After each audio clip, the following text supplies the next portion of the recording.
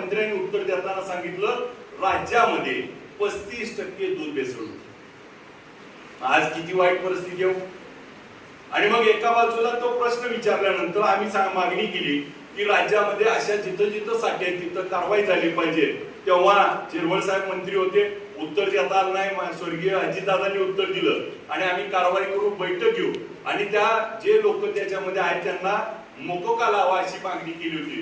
परंतु मकोका कायद्यात बसत नाही म्हणून एमपीडी लावायचा ठरला आणि त्या नंतर बैठकीनंतर त्या विधानसभेच्या अधिवेशनात दिलेल्या आश्वासनावरती त्या लोकांवरती एमपीडी लागला आणि राज्यामध्ये 1068 ठिकाणी रेड पडली.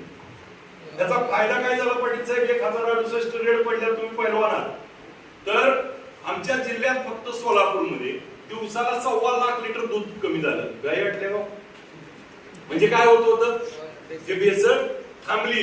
आज आमच्या ताई बसल्या, तुम्ही एखाद्या लेकराला अर्धा लिटर पेक्षा जास्त दूध देत नाही म्हणजे 2.5 लाख लोकांचे जीव एका प्रश्नामुळे त्या ठिकाणी मदत झाली. असं विधिमंडळ आम्ही कामकाज करतो आणि त्याचा दुसरा फायदा काय झाला?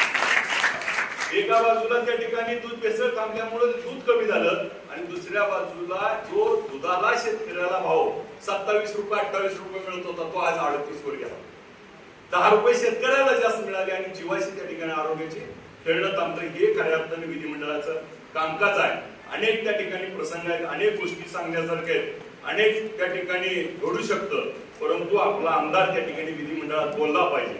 मी परवाच त्या ठिकाणी आमची 3 दिवसाची कॉन्फरन्स होती. गोवा, महाराष्ट्र आणि गुजरात 3 राज्याची गोव्याच्या मुख्यमंत्र्यांनी विधिमंडळात आमची ठेवली. तिथे एक मी नवीन विषय त्या ठिकाणी मांडला होता आणि तो विषय म्हणजे मी आपल्याला एवढा सांगतो की एक विषय आता आम्ही सगळेजण घेऊन जातो. आज पर्यावरण आणि दुष्काळ, गारपीट, अतिवृष्टी, महापूर अनेक संकट येतात. त्याचं फक्त पर्यावरणाचा समतोल आपला बिघडलाय आणि तो समतोल करायचा असेल तर आपल्याला काय सांगितलं जातं? 10 कोटी झाडं लावायचा यंदा संकल्प केला आम्ही. 30 कोटी झाडं लावली वगैरे. परंतु आपल्याला प्रत्यक्षात माहिती लावली जातात का? फक्त कागदावरच झाडं लावली जातात. तर मी नवीन एक विषय त्या ठिकाणी मोहीम घेऊन आता उतरलोय. त्याच्यामध्ये आम्ही त्या दिवशीच ही मागणी देखील केली, आपल्याला देखील त्याचा रेटा वाढवा म्हणून सांगतो की आज आपण लावा झाडं असं कोण सांगतो?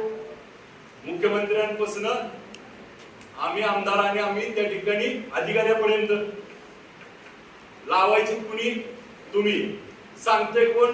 आम्ही. तुकाराम महाराज काय म्हणायचे? आधी करावे आणि मग सांगावे. म्हणून आम्ही त्या दिवशी मुख्यमंत्र्यांना मागणी केली की प्रत्येकाने त्या ठिकाणी 1 झाड महिन्याला लावायचं आणि त्याचं GPRS ची सेल्फी त्या ठिकाणी अपलोड केली पाहिजे तरच पगार निघेल. मग सेक्रेटरी असू द्या नाही तर पिऊन असू द्या.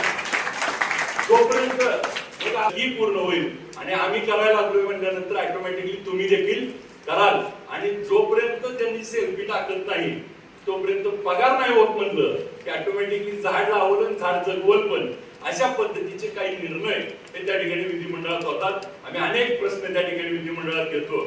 मला पण त्या ठिकाणी एकनाथ शिंदे साहेब माझ्या गावात येत आहेत त्यामुळे मला तिथं जाणं स्वागताला गरजेचं आहे.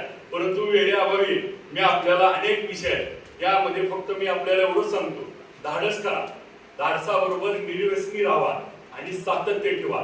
जे जे म्हणून मनामध्ये ठरवलंय निश्चयाचा महामेरू म्हणून छत्रपती शिवरायांना आपण पूजतो, त्याच निश्चयाचा महामेरू म्हणून छत्रपती शिवाजी महाराजांनी ज्या दिवशी रायरेश्वराला शपथ घेतली त्यावेळेस किती मोजके मावळे होते?